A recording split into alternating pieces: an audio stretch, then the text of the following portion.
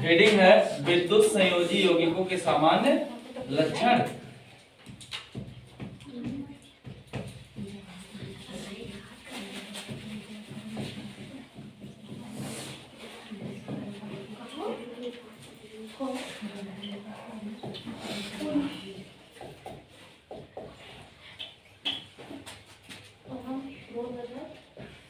ठीक, तो यहाँ पर अगर बात करें विद्युत संयोजी यौगिकों के सामान्य लक्षण में, तो पहला लक्षण हमारा क्या होता है?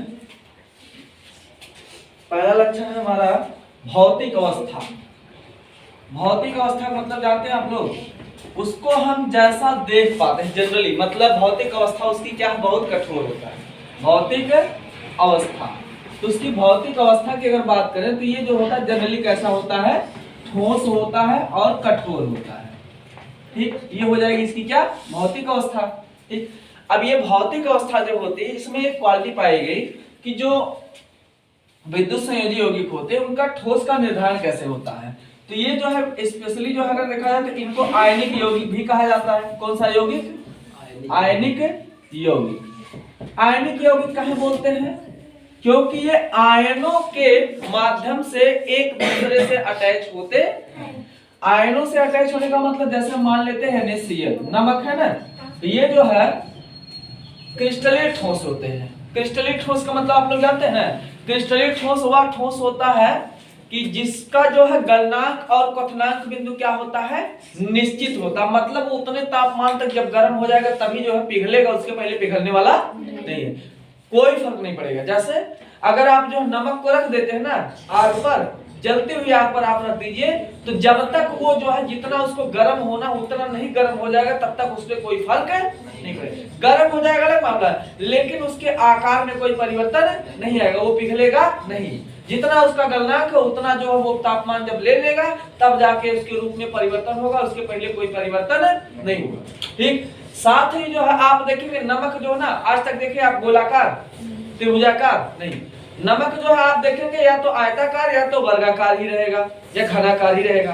ठीक ना, तो हम कह सकते हैं कि जो इसका डिजाइन होता है वो भी क्या होता है? फिक्स होता है, अनिश्चित नहीं होता। ठीक, वही आप प्लास्टिक को ले लीजिए, प्लास्टिक तो एक ठोस है, लेकिन आप जैसे उसको आग के संपर्क में ले जाएंगे टेढ़ा होना। कुर्सी देख रहे हैं ना, मान लीजिए टूटी हुई कुर्सी हो, आपका पेन हो, ठीक ना, इसको आप आग के संपर्क में ले जाएंगे। कोई बोतल है, ठीक, कठोर बोतल है प्लास्टिक का, उसको आप ले जाएंगे आग के संपर्क में, धीरे धीरे पिघलना शुरू। जैसे वो तापमान के संपर्क में आया तुरंत जो पिघलना शुरू हो, जो तुरंत जो लटकना पटकना शुरू हो जाता है ना, वो आ जाएगा अक्रिस्टलीय। किसमें आ जाएगा?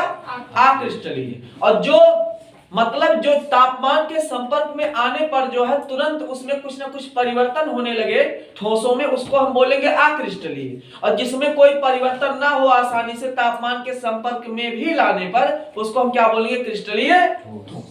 तो क्रिस्टलीय अक्रिस्टलीय क्या होता है समझिएगा। अब यहाँ पे देखिए ये हो गया हमारा NaCl।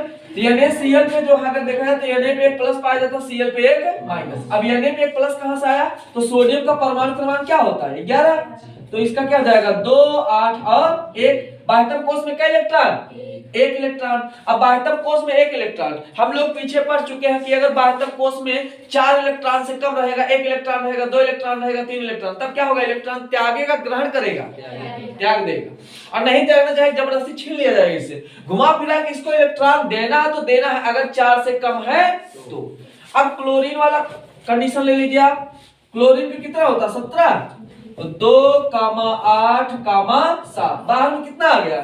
7। बाह्यतम कोष में क्या इलेक्ट्रॉन? 7। अगर 7 इलेक्ट्रॉन है तो ये 4 से कम है ज्यादा? अगर 4 से ज्यादा तो इलेक्ट्रॉन त्याग देगा, ग्रहण करेगा, ग्रहण करेगा।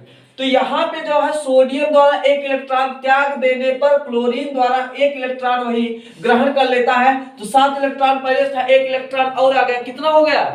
8 इलेक्ट्रॉन। जब 8 इलेक्ट्रॉन हो जाएगा ऐसे केस में जो है ये क्या हो जाता है? अपने अष्टक को पूरा कर लेता है और ये एक अस्थायी यौगिक बन जाता है। लेकिन एक धनायन बनाने की वजह से इसको नाम क्या दे दिया गया? आयनिक यौगिक। बात समझ आई? कोई दिक्कत? अब देखिए इसकी जो संरचना होती है क्रिस्टलीय ठोस की, अगर मान लीजिए हम एक डिजाइन में बनाते हैं तो मान लेते हैं इसमें कुछ इसके जो परमाणु है या कण है ऐसे व्यवस्थित है, ठीक है ना। 2 4 6 3 4 5 और 6 1 2 3 4 5 और 6 ये हो गया। मान लेते हैं इसमें प्लस है, इसमें माइनस, इसमें प्लस है, माइनस प्लस माइनस। अब इसमें क्या हो जाएगा प्लस माइनस, ठीक। अब इसके नीचे प्लस, इसके बाद माइनस प्लस माइनस प्लस, यहाँ पे प्लस, यहाँ पे माइनस, यहाँ पे प्लस, यहाँ पे माइनस, यहाँ पे। अब इसमें एक चीज ध्यान दीजिएगा, आप चाहे जिधर से काउंट कर लीजिए हमेशा आपको उल्टा निशान मिलेगा।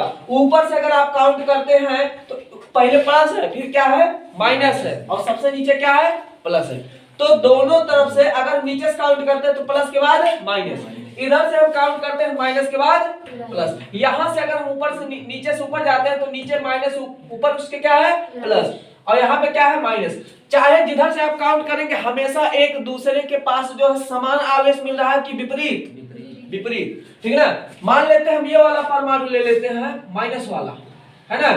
तो यहाँ पे एक माइनस है, अगल बगल सब कौन सा है प्लस। इसका मतलब है अब यहाँ पर जो है क्रिस्टलीय ठोस में एक चीज ये कंफर्म है कि एक आवेश जो होगा उसके अगल बगल वाले जो आवेश होंगे वो हमेशा क्या होंगे विपरीत होंगे, समान होंगे। अगर विपरीत होंगे तो ज्यादा खिंचाव उत्पन्न होगा कब, अगर ज्यादा खिंचाव उत्पन्न, खिंचाव मतलब आकर्षण बल, तो आकर्षण बल का मान ज्यादा होगा कब, अगर आकर्षण बल का मान ज्यादा होगा तो वहां पर जो बंध बनेगा वो बहुत मजबूत होगा कि कमजोर होगा, बहुत मजबूत होगा। इसीलिए क्रिस्टलीय ठोस क्या होते हैं, बहुत ही कठोर होते हैं। बात समझे। अब इस केस में आप एक चीज और कह सकते हैं कि क्रिस्टलीय ठोस में या आयनिक यौगिकों में प्रत्येक आयन अपने अगल बगल विपरीत प्रकार के आवेशों से घिरा रहता है। क्यों? क्योंकि एक माइनस के अगल बगल जो है क्या पाया जा रहा है, प्लस पाया जा रहा है, ठीक है ना। बात समझ, कोई दिक्कत। तो यहाँ पे जो है हम माइनस वाले को लिए प्लस आ गया। अब मान लीजिए जो है एक और संरचना बनाते हैं, इसमें हम प्लस को ले लेते हैं। किसको? प्लस को।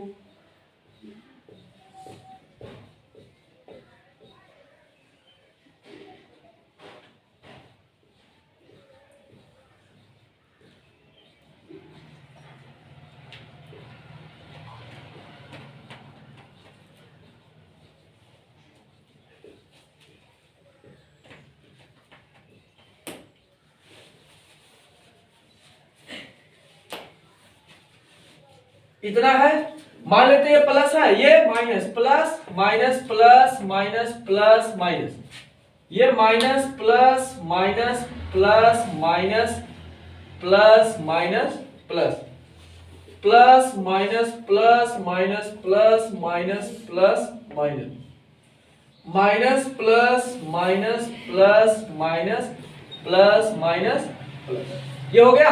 अब मान लीजिए यहाँ पे हमने माइनस लिया था, अब की बार हम क्या ले लें प्लस। लो भैया ये प्लस उठा लीजिए, ठीक है ना। ये वाला प्लस है, इसके ऊपर ये क्या है बाएं क्या है, नीचे क्या है, दाहिने क्या है। तो घुमा फिरा के हम कह सकते हैं कोई भी आप एक आवेश उठाएंगे हर तरफ जो है उसके अगर आप देखेंगे तो विपरीत प्रकार का आवेश मिलना ही मिलना। यहाँ पे क्या स्पष्ट होता है कि इसलिए क्रिस्टलीय ठोस में क्या होते हैं, प्रत्येक एक आवेश के चारों तरफ विपरीत प्रकार के आवेश उपस्थित होते हैं। इसलिए यहाँ पर लगने वाला आकर्षण बल या विद्युत आकर्षण बल क्या होता है, अधिक होगा। कब अधिक होगा? ऐसे केस में ठोस क्या होंगे, बहुत ही कठोर होते हैं। बात समझाई, कोई दिक्कत।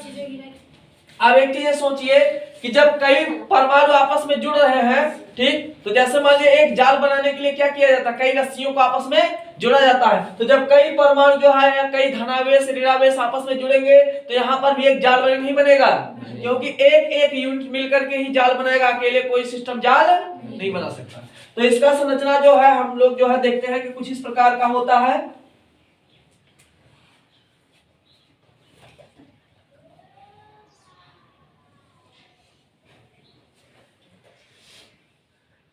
ठीक है, यहां से मिला इसको, इसको यहां से, इसको यहां से, ये यहां से, इसके बाद जो है ये यहां से तिरछा खींचेंगे, यहां से भी ऐसे खींच देंगे, फिर जो है इन दोनों को मिला देंगे। बात समझे? फिर जो है यहां पर हम ऊपर भी ऐसे करेंगे, यहां से एक, यहां से आगे वाले को आगे से मिलाना, पीछे वाले को पीछे से, ठीक है ना। फिर यहाँ पे जो है बीच में जो हम ऐसे कर देंगे। अब यहाँ पर जो है एक यहाँ बना लेंगे और एक यहाँ बना लेंगे, इन दोनों को भी क्या करेंगे, आपस में मिला देंगे, ठीक है ना। बस नहीं, तो ये हमारा जो है एक बंद डिब्बे जैसी व्यवस्था बन गई। ये हमारा जो है क्रिस्टलीय जालक होता है। क्या होता है? क्रिस्टलीय जालक। अब इसमें जो है जितना आपको कोना दिखाई दे रहा है वहां पे सब क्या है? परमाणु है, आयन है। बस सुन गई? कोई दिक्कत? यहाँ पे भी एक बन जाएगा, यहाँ पे, अब यहां से भी एक तो चला जाएगा। तो यहाँ पे हम देख रहे हैं कि ये जो है आपको देखने में जो है कैसा लग रहा है, बताइए।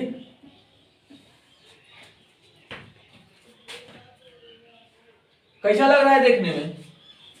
मतलब एक जो घनाकार या वर्गाकार या आयताकार दिखाई दे रहा है, कुछ और दिखाई दे रहा है? या तो घनाकार या तो वर्गाकार या तो आयताकार ही दिखाई देगा आपको। इस आधार पे आप कह सकते हैं कि क्रिस्टलीय ठोस जो होता है स्पेशली घनाकार होता है, वर्गाकार होता है और कोई डिजाइन नहीं लेता, ठीक है ना।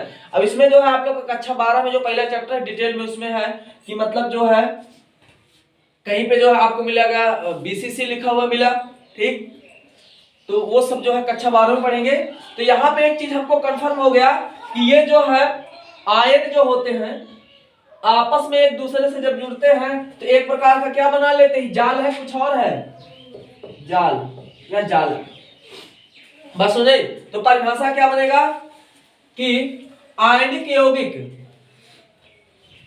के मध्य जो है क्या पाए जाते हैं? विपरीत प्रकार के आवेश पाए जाते हैं और ये एक दूसरे से प्रबल आकर्षण बलों के द्वारा आपस में जुड़े होते हैं और इस प्रकार ये क्रिस्टलीय ठोस का निर्माण करते हैं। और ये क्रिस्टलीय ठोस जो है इसके अंतर्गत प्रत्येक धनावेश अपने चारों तरफ जो है कई ऋणावेशों से और प्रत्येक ऋणावेश अपने चारों तरफ कई धनावेशों से घिरा रहता है, जिस कारण इसमें जो है अत्यधिक अस्थायित्व का गुण आ जाता है। इस कारण ये क्या होता है? बहुत ही कठोर होता है या ठोस होता है।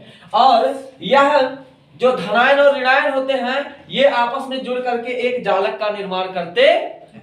कोई दिक्कत नहीं ना? हो गया। अब जो है अगला मामला आता है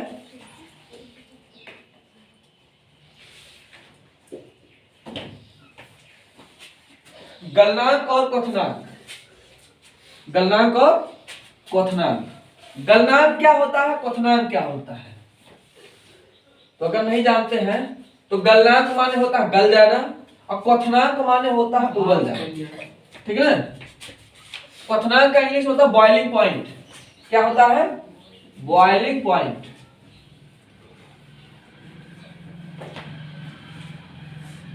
देखिए गलनांक एवं क्वथनांक,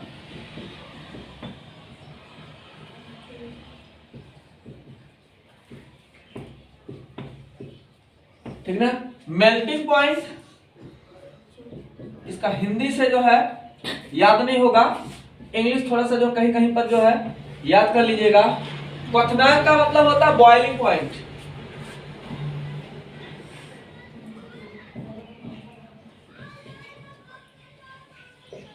बात समझे? तो गलनांक और क्वथनांक क्या होता है?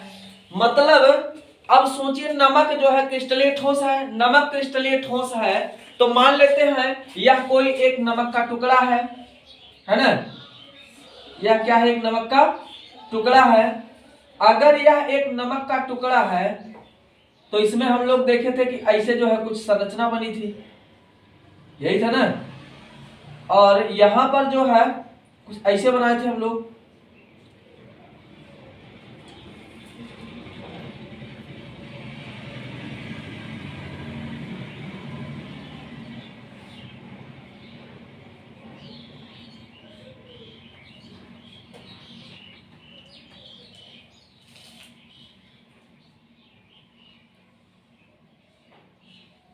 ऐसे था ना।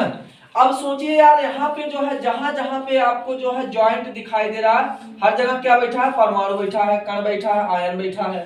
तो हर जगह अगर परमाणु, कण या आयन है तो ये एक दूसरे से जो बहुत मजबूती से बंधा है कि कमजोर बंध के द्वारा, बहुत मजबूती से, प्रबल बंध के द्वारा। अगर जो है ना प्रबल बंध के द्वारा आपस में बंधा हुआ है तो इसको तोड़ना आसान है नहीं। तो आप इसको क्या करिए ना, गरम करिए। क्या करिए, इसको गरम करिए। और गरम करते समय एक चीज आपको ध्यान देना है, मान लेते हैं कोई स्टोव है, ठीक है ना, इसमें रेगुलेटर लगा है, वो मोदी वाला नहीं है, ठीक। अभी मान लेते हैं इसको गरम किया गया, तो आप देखेंगे नमक जो गरम होने के बाद इतना गरम हो जाए कि आप उसको छू देंगे तो चमड़ा वाला शायद गायब हो जाएगा, बहुत तेज गर्म हो जाएगा जब, तो आपके लिए दिक्कत कर देगा। इस केस में जो इसको आप जब गर्म करेंगे तो पहले क्या होगा, ये जो आप देख रहे हैं इतना दूर है ना, कोई भी पदार्थ आप गर्म करते हैं तो गर्म करने के साथ होता क्या है, पहले ही जो है परमाणु क्या होगा, दूर जाएगा थोड़ा सा। तो मान लेते हैं ये जो परमाणु था बगल वाला इतना दूर आ गया, जब बहुत गर्म करेंगे तब। अब गर्म करने के साथ साथ जैसे जैसे दूरी बढ़ेगा वैसे वैसे आकर्षण बल का मान क्या होगा, यहाँ पर क्या हो रहा है, दूरी बढ़ रहा है, दूरी क्या होगा, बढ़ेगा। और दूरी बढ़ने के साथ जो है आकर्षण बल का मान क्या होगा, घटेगा। ऐसा क्यों, मान लीजिए आपने जो दो चुंबक सटा के रखा था तो दोनों एक दूसरे को बहुत तेजी से खींच के रखा था, थोड़ा सा दूर कर देंगे तो एक दूसरे को बहुत तेजी से खींचेगा, धीरे धीरे धीरे धीरे। तो दूरी बढ़ने के साथ जो है परमाणुओं या कणों या आयनों के बीच जो आकर्षण बल होता है वो क्या होगा, घट जाएगा। अब आकर्षण बल घट जाएगा। अब जैसे मान लीजिए दो चुंबक पास पास था, उसमें आप देखेंगे कि दोनों को जो अगर आप हिलाने का प्रयास करेंगे तो दोनों आसानी से नहीं हिलेगा, है ना। तो आप देखेंगे ठोस जो होता है ना, इसको आप फेंकते तो टेढ़ा नहीं होता है, लेकिन वही आप प्लास्टिक को तो फेंकेंगे तो देखेंगे टेढ़ हो जाएगा। जो क्रिस्टलीय ठोस होगा ये जो है टेढ़ा नहीं होगा, ठीक है ना। लेकिन वही जो अक्रिस्टलीय ठोस होगा वो क्या हो जाएगा, टेढ़ा हो जाएगा। ऐसा क्यों, इसके कण इतने सटे होते हैं ना, इनके बीच गैप नहीं होता है। इसके कण जो होते हैं क्रिस्टलीय ठोस के, वो इतने जो है ज्यादा बंध के द्वारा आपस में, अब जब आकर्षण बल ज्यादा लगेगा तो सटे रहेंगे, दूर दूर रहेंगे, सटे रहेंगे। जब आकर्षण बल ज्यादा होगा तो सटे रहेंगे। तो नमक क्या होता है कि ये जो है बहुत ही, आप इसको जो है ना ऐसे वैसे दबाते रहिए ना, आपके हाथों घुस जाएगा तब वो नहीं फूटेगा। तो यहाँ पे जो है जब इसको आप गर्म करेंगे तो इसके बीच की दूरी क्या होगी, बढ़ेगी। दूरी बढ़ेगी तो आकर्षण बल का मान क्या होगा, कम होगा। आकर्षण बल का मान जब कम होगा तो यहाँ पे जो ना कणों के बीच जो गतिशीलता होगी वो क्या होगी, बढ़ेगी। सोचिए क्यों, गतिशीलता क्या हो जाएगी, बढ़ेगी। गतिशीलता क्यों बढ़ेगी, क्योंकि जब कण दूर दूर चला गया तो एक दूसरे से बंधा नहीं। अब उसमें क्या था, एक कण अगर घूमना चाहता तो दूसरा का कण उसको रोक लेता, क्यों, क्योंकि उसके द्वारा आकर्षण बल लगाया गया, उसको घूमने नहीं देता। अब यहाँ पे क्या होगा, आकर्षण बल कम हुआ तो एक कण दाएं बाएं हो सकता है। अच्छा, जब गतिशीलता बढ़ेगा तो यहाँ पे अंतराणुक स्थान, अंतराणुक स्थान ये क्या हो जाएगा, कम होगा, ज्यादा होगा, अंतराणुक स्थान ये बढ़ जाएगा यार। जितने दूर दूर जाएगा तो अंतराणुक स्थान क्या हो जाएगा, बढ़ जाएगा। दूर दूर चला गया ना, मतलब अंतराणुक स्थान क्या होता है, अणुओं के बीच जो पाया जाने वाला अंतर है या गैप है या खाली स्थान है, रिक्त स्थान है, उसी को हम क्या बोलते हैं, अंतराणुक स्थान। तो जब आप इसको गर्म करेंगे ना तो गर्म तो होगा, लेकिन जल्दी गर्म होने के बाद पिघलने वाला नहीं है। तो यहाँ पर जब आप गर्म करेंगे ना तो आकर्षण बल क्या होगा, पहले कमजोर पड़ेगा। जब आकर्षण बल कमजोर पड़ेगा तो आकर्षण बल कमजोर करने के लिए आपको गर्म जो करना पड़ेगा वो बहुत अधिक गर्म करना पड़ेगा, कम, अधिक गर्म करना पड़ेगा। अतः हम कह सकते हैं कि क्रिस्टलीय ठोस का जो गलनांक और क्वथनांक जो है, जब हम इसको बहुत अधिक गर्म करेंगे तब ये क्या हो जाएगा, पिघल जाएगा। क्या हो जाएगा, ये पिघल जाएगा। और पिघलने में क्या हो जाएगा कि इसके जो आकर्षण बल होंगे, जो आकर्षण बल होगा वो क्या हो जाएगा, यहाँ पे क्या हो गया है, घट गया है। तो आकर्षण बल कम हो जाएगा तो ये क्या हो जाएगा, घट जाएगा। आकर्षण बल जब घट जाएगा तब ये क्या हो जाएगा, पिघल जाएगा। और जब अधिक गर्म करेंगे तब ये पिघलेगा, उसके पहले पिघलेगा नहीं। तो इसको पिघलाने के लिए जो जितना गर्म किया जाता है उसी को हम क्या कहेंगे, इसका गलनांक बिंदु। बहुत देर तक गर्म करेंगे तब जाके पिघलेगा, उसके पहले पिघलने वाला नहीं है, ठीक है ना। अब इसके बाद जो है जब ये पिघल गया तो ये हो जाएगा इसका गलनांक बिंदु। क्या हो जाएगा ये गलनांक। जिस तापमान पर पिघलता है उसको गलनांक बिंदु कहते हैं, और पिघलने की घटना को क्या कहते हैं गलनांक बिंदु। का मतलब क्या तापमान, जिस तापमान पर ये पिघलेगा उसको हम क्या बोलेंगे गलनांक बिंदु, और पिघलने की घटना को हम क्या बोलेंगे गलनांक। अब ठीक है ना, तो ये गलनांक हो गया। अब गलनांक के बाद आप क्या करिए, इसको पिघलने के बाद थोड़ा सा और गर्म कीजिए।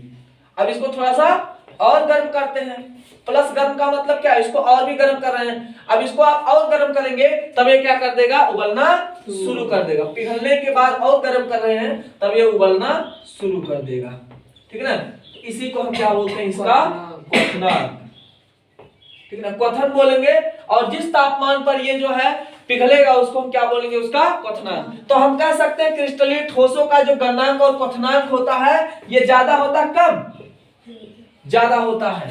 बात समझिए।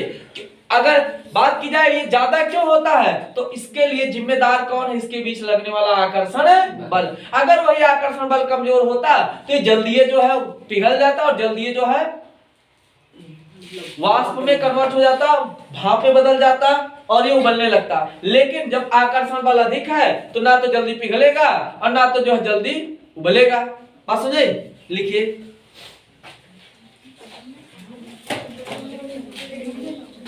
गलनांक एवं क्वथनांक हेड डालिएगा, एवं क्वथनांक।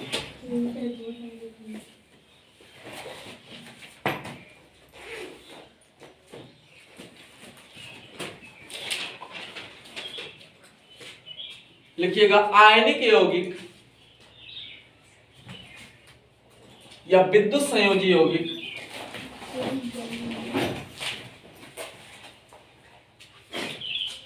आयनिक यौगिक या विद्युत संयोजी यौगिक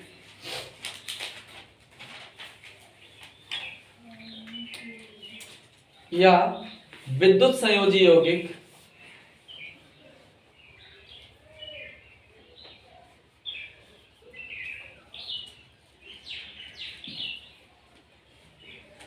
में कण या परमाणु या आयन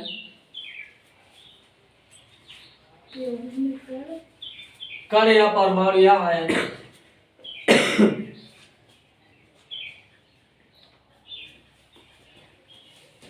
एक दूसरे से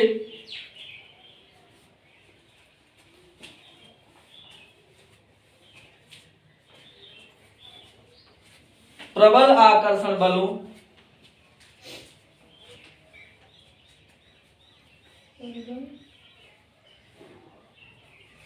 प्रबल आकर्षण बलों के द्वारा बंधे होते हैं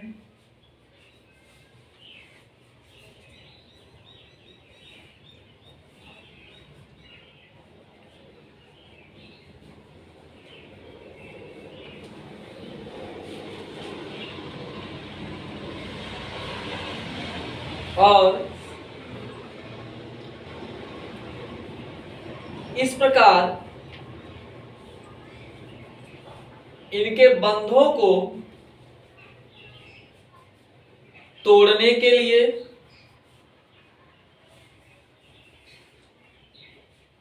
ज्यादा ऊर्जा देना पड़ेगा कम ज्यादा। इनके बंधों को तोड़ने के लिए अत्यधिक ऊर्जा देना होता है या अत्यधिक गर्म करना पड़ता है। अत्यधिक ऊर्जा देना होता है या अत्यधिक गर्म करना पड़ता है।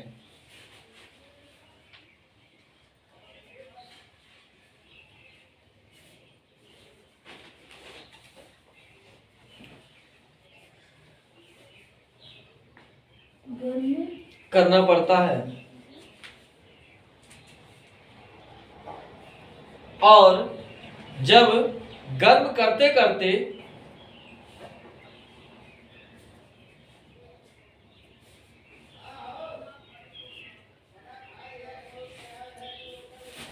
ये पिघल जाते हैं,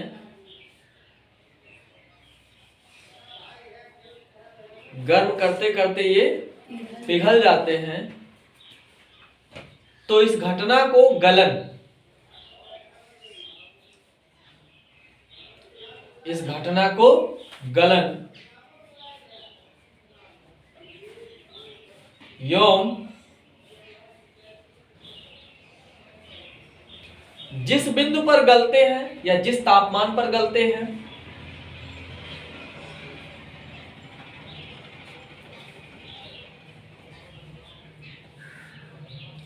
उसे गलनांक बिंदु कहते हैं।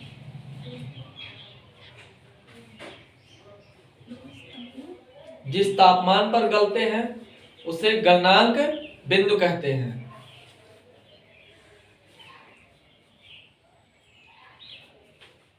नई लाइन से लिखिएगा, पिघलने या गलने के बाद, पिघलने या गलने के बाद यदि इसे और गर्म कर दिया जाए,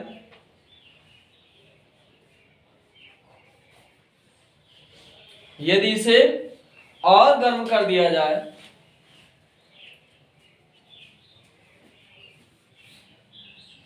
तो यह उबलना शुरू कर देता है।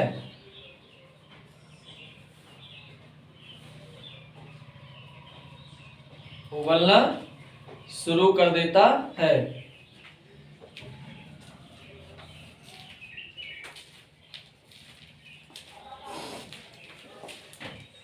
इस घटना को क्वथन कहते हैं।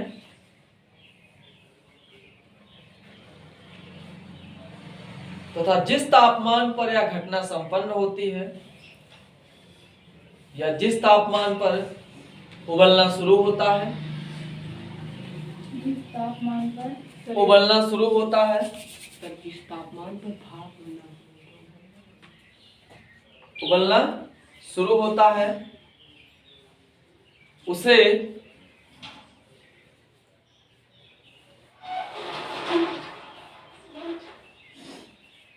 क्वथनांक कहते हैं। इंग्लिश देखिए क्या है, बॉइलिंग पॉइंट है। बॉइल मतलब क्या होता है, उबलना, ठीक ना। उबलने के बाद भाप बनेगा, पहले नहीं बन जाएगा, ठीक है। अगला हिंट डालिएगा, विद्युत चालकता।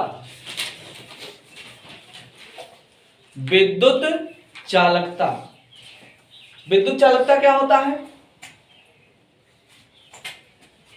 बताइए, नहीं पता? देखिए आप जो है ना, टाटा नमक चाहे जो है बाय बाय नमक ले लीजिए, कोई भी नमक ले लीजिए, उस केस में आप देखेंगे कि आप जो है ना उसमें जो है तार अगर मान लीजिए लाइट वाला टच करवाते हैं तो विद्युत धारा का प्रवाह नहीं होगा। कोई भी कंपनी का आप नमक ले लीजिए। अच्छा, विद्युत धारा का प्रवाह संभव कहां, एक चीज बताइए, जहां पर मुक्त इलेक्ट्रॉन होंगे, फ्री इलेक्ट्रॉन होंगे, वहीं पर विद्युत धारा का प्रवाह होगा। जहां पर फ्री इलेक्ट्रॉन नहीं होंगे वहां पर विद्युत धारा का प्रवाह नहीं होगा। जैसे लोहे पे क्या पाया जाता है, डबल प्लस और ट्रिपल प्लस दोनों पाया जाता है। ये अलग मामला है कि एक को फेरस बोलते हैं, एक को फेरिक बोलते हैं, है ना। तो जहां पर जो मुक्त इलेक्ट्रॉन पाया जाएगा वहीं पर विद्युत धारा प्रवाह होगा, जहां पर नहीं पाया जाएगा वहां पे नहीं होगा। ठोस नमक का सूत्र क्या होता है, NaCl। क्रिस्टलीन ठोस नमक का सूत्र क्या होता है, NaCl। अब NaCl बनाने में Na क्या किया था, एक इलेक्ट्रॉन अपना दे दिया था, किसको, क्लोरीन को। अब एक चीज ध्यान दीजिए कि जब तक Na और Cl अलग अलग था तब तक Na पे क्या था, एक प्लस था और Cl पे एक माइनस था। इस जब तक दोनों अलग अलग था तब तक इस पर भी आवेश था, इस पर भी आवेश था। लेकिन जब दोनों एक दूसरे से जुड़ गया तब क्या हुआ, आवेश खत्म हो गया कि बचा, क्योंकि इसके पास एक कम था, पाके खुश हो गया, बोला हम कोई काम नहीं करेंगे, एक नंबर काम चोर हो जाएंगे, ठीक ना।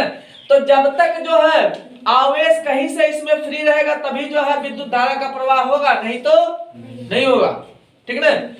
तो विद्युत धारा का प्रवाह जो है मुक्त इलेक्ट्रॉनों की उपस्थिति के कारण ही संभव, नहीं तो संभव नहीं है। बात समझ आई?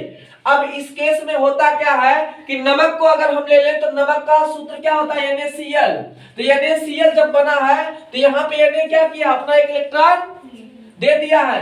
तो जब एक इलेक्ट्रॉन ने दे दिया तो इसका महत्तम कोष पूरा हो गया, तो ये सामान्य हो गया कि आवेशित रह गया, सामान्य हो गया। और Cl में 7 इलेक्ट्रॉन था, एक इलेक्ट्रॉन ही ले लिया इससे, इसके ऊपर पहले माइनस था मतलब आवेश था, अब क्या हो गया, सामान्य हो गया। ऐसे में कहा जा सकता है कि किसी भी क्रिस्टलीय ठोस में विद्युत धारा का प्रवाह नहीं हो सकता। कारण तो फ्री इलेक्ट्रॉन्स के कारण ही विद्युत धारा का प्रवाह होता है और कोई माध्यम नहीं है। बात समझ आई, कोई दिक्कत? तो ये जो है हमारा जनरल फार्मूला है कि मतलब जो है जहां पर इलेक्ट्रॉन होगा वहीं पर विद्युत धारा का प्रवाह होगा, जहां पर नहीं होगा वहां पे नहीं होगा। अब एक मामला आता है तो फिर कैसे होगा विद्युत धारा का प्रवाह। आप एक काम करिए, इसको गर्म कर दीजिए, इसको क्या करिए, गर्म कर दीजिए। जब गर्म कर देंगे क्या हो जाएगा, पिघल जाएगा। अभी जो हम लोग पढ़े कि NaCl अगर एक नमक है तो इसको हम गर्म करेंगे तो Na एक परमाणु Cl एक परमाणु, दोनों का परमाणु है, दो परमाणु। जब गर्म करेंगे तो दोनों के बीच लगने वाला जो आकर्षण बल कमजोर पड़ेगा, मजबूत, कमजोर, कमजोर पड़ेगा तो बांड जो है टूटेगा कि और मजबूत हो जाएगा, टूट जाएगा। जब बांड टूट जाएगा तो दोनों परमाणु दूर दूर जाएंगे, पास पास आएंगे, दूर दूर जाएंगे। जब दूर दूर जाएंगे तो इनका आवेश जो था, जो चार्ज था, जो प्लस या माइनस था, वो फिर से आ जाएगा, नहीं आ जाएगा। जब अलग हो जाएंगे तो Cl बोलेगा Na से तुम अपना प्लस लेके जाओ, तो Na के पास फिर से क्या आ गया, प्लस आ गया, और Cl जो है बेचारा फिर से 1 लाख के लोन में चला गया, है ना। तो यहाँ पे जो है जब फिर से इसके ऊपर प्लस और माइनस आ गया तो इस केस में क्या हो जाएगा, विद्युत धारा का प्रवाह संभव है। इस प्रकार कहा जा सकता है कि विद्युत संयोजी यौगिकों में या तो गलित अवस्था में या तो उनके विलयन अवस्था में ही विद्युत धारा का प्रवाह संभव और किसी स्टेज में संभव नहीं है। बात समझे, कोई दिक्कत नहीं ना। लिखिएगा, विद्युत संयोजी यौगिकों अथवा आयनिक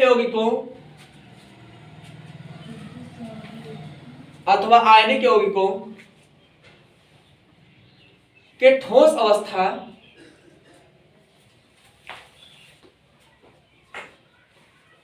में विद्युत धारा का प्रवाह संभव नहीं है।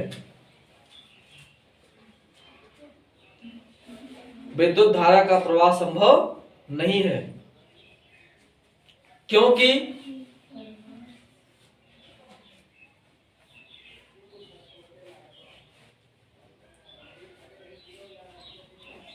यहां पर मुक्त इलेक्ट्रॉन नहीं पाए जाते हैं।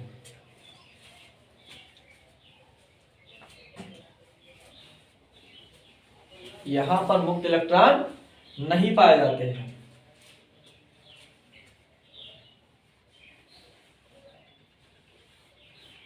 नई लाइन से लिखिएगा, विद्युत धारा का प्रवाह मुक्त इलेक्ट्रॉन्स की उपस्थिति के कारण ही संभव है। विद्युत धारा का प्रवाह मुक्त इलेक्ट्रॉन्स के कारण ही संभव है।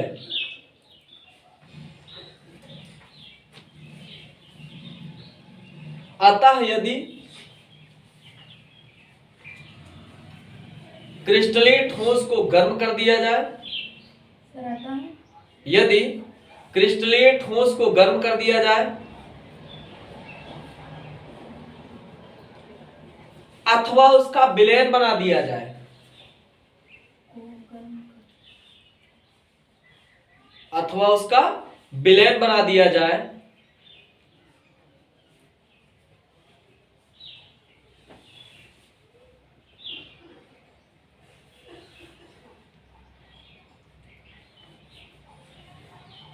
तो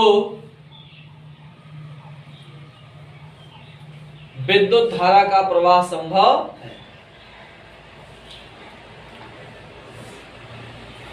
अब देखिए इसमें विलयन बनाने वाले में क्या होता है कि इसमें जो है ज्यादा कुछ नहीं करना है। आप जो नमक को पानी में डालते हैं तो नमक क्या हो जाता है, गल जाता है। जब नमक गल जाएगा तब क्या होगा, तो देखिए मान लेते हैं ये जो है एक बर्तन है, इसमें जो है पानी भरा हुआ। पानी किससे किससे मिलकर बना होता है, हाइड्रोजन और ऑक्सीजन से। हाइड्रोजन प्लस आयन होता है और ऑक्सीजन माइनस आयन। अब इसमें आप डाल रहे हैं NaCl, तो Na कौन सा आयन वाला, प्लस वाला, Cl माइनस वाला। तो Cl हो गया माइनस वाला, Na हो गया प्लस वाला, और हाइड्रोजन प्लस आयन और ऑक्सीजन माइनस आयन। इसमें होता क्या है कि Na जो है ना ये चला जाएगा किधर, ऑक्सीजन की तरफ, ठीक ना, और हाइड्रोजन की तरफ कौन आएगा, तो क्लोरीन। तो यहाँ पे हम कह सकते हैं कि प्रत्येक ऋणावेश और धनावेश जो है अपने विपरीत प्रकार के आवेशों की वो क्या हो जाते हैं, दाएं बाएं भागना शुरू कर देते हैं, और इस केस में जो विद्युत धारा का प्रवाह संभव हो जाता है। बात सुन जाए, कोई दिक्कत नहीं छोड़ती है।